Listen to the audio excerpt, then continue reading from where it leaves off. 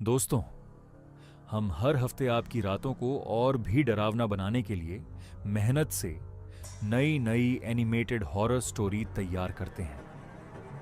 अगर आप हमारी कहानियों का मजा ले रहे हैं और रोंगटे खड़े करने वाले सस्पेंस पसंद करते हैं तो अभी चैनल को सब्सक्राइब कर लीजिए और बेल आइकॉन दबाना बिल्कुल न भूलिए ताकि हर नई वीडियो की नोटिफिकेशन आपको सबसे पहले मिले।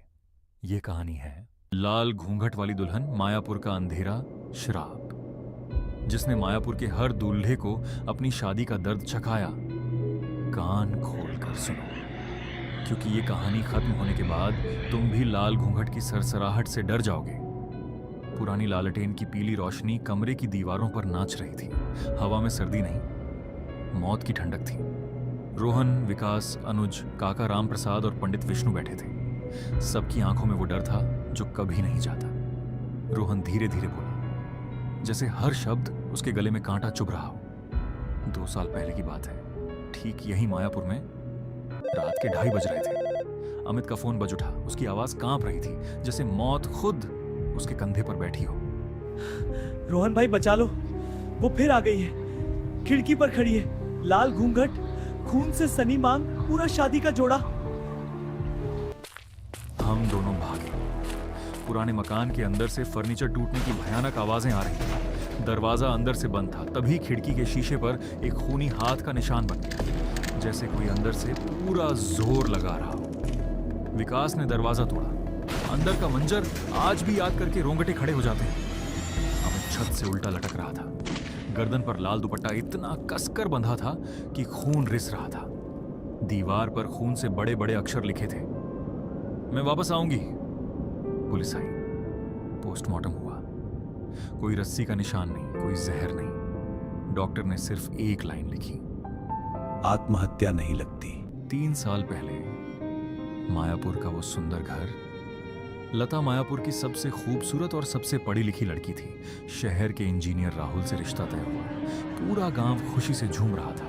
लेकिन शादी से एक दिन पहले संदेश आया, हम यह शादी नहीं कर सकते। लता मंडप में लाल घूंघट ओढ़े, सिंदूर भरे माथे के साथ घंटों अकेली बैठी रही। बारात नहीं आई। गांव वाले ताने मारने लगे। देखा, किस्मत ही फूटी हुई है इसकी। लड़के चिल्लाते, अरे लता, अब तो कोई लेगा भी नहीं, चाय तो हम रख लें। घर में पिता शराब में डूब गए। मां बीमार पड़ गई। एक रात लता ने लाल जोड़ा पहना, माथे पर सिंदूर भरा, आईने में खुद को देखा और फुसफुसाई, जिस दिन मैं दुल्हन बनी उसी दिन मेरी जिंदगी खत्म कर दी गई। अब मैं किसी और को दूल्हा बनने नहीं दूंगी। उसने जहर खा लिया। लेकिन मौत के बाद उसकी कहानी खत्म नहीं हुई, बल्कि असली कहानी शुरू हुई। उसकी मां कुएं में गिरकर मर गई, पिता हार्ट अटैक से, राहुल की पत्नी छत से, और खुद राहुल की लाश नदी किनारे मिली, गर्दन पर दुपट्टे के गहरे निशान। लता ने खुदकुशी नहीं की थी, उसने बदला लेना शुरू कर दिया था। काका राम प्रसाद ने आंखें बंद की। उनकी आवाज कांप रही थी। अब वो हर दूल्हे को वही दर्द देती है जो उसे मिला था। 2 साल बाद प्रिया और करण की सगाई की खुशियां। लेकिन मायापुर में फिर वही खबर फैली। गांव वाले चेतावनी दे रहे थे, लेकिन करण हंसकर बोला, यह सब अंधविश्वास है, हम शादी रोकने वाले नहीं। शादी से एक दिन पहले शाम करण पैदल जा रहा था।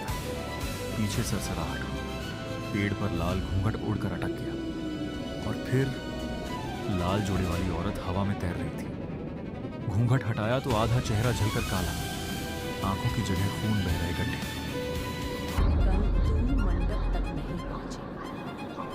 करण भागा, लेकिन गर्दन पर अचानक लाल दुपट्टा कस गया। वो किसी तरह घर पहुंचा। उसने किसी को कुछ नहीं बताया, डर से नहीं, शर्म से। शादी की शाम मंडप में लाइटें बुझी, अंधेरे में औरत की हंसी गूंजी। पलक झपकते ही करण गायब। सुबह तालाब में उसकी लाश तैर रही थी। सीने पर खून से लिखा था, मैं वापस आऊंगी। रोहन, विकास और पंडित तांत्रिक रुद्र के पास पहुंचे। रुद्र ने कहा, एक ही रास्ता है। एक ही रास्ता है, प्रेत विवाह। रात के ठीक 12 बजे घाट पर 21 दिए जलाए। हवा तेज हुई, दिए बुझने लगे। लाल जोड़े में लता प्रकट हुई, बाल बिखरे, आंखों से खून बह रहा था। मुझे मंडप में अकेला छोड़ दिया। अब कोई दूल्हा नहीं बचेगा। करण की आत्मा सफेद कपड़ों में आई। दोनों ने अग्निकुंड के चारों तरफ 7 फेरे लिए। 7वें फेरे के बाद हवा थम गई। लता रोने लगी। अब कोई दूल्हा नहीं मरेगा। दोनों आत्माएं लपटों में समा गई। उस रात के बाद मायापुर में शांति लौट आई। शादियां फिर शुरू हुई, लेकिन कभी कभी जब रात को हवा चलती है और लाल घूंघट की सरसराहट सुनाई देती है, तुम्हें लगता है वो अभी भी इंतजार कर रही है। कुछ दर्द इतने गहरे होते हैं कि मौत के बाद भी शांत नहीं होते, वे सिर्फ रूप बदल लेते हैं। अगर कहानी रोंगटे खड़े कर गई तो लाइक, सब्सक्राइब, घंटी जरूर दबा दो। कमेंट में लिखो तुम लाल घूंघट देखकर क्या करोगे। अगली कहानी में मिलते हैं।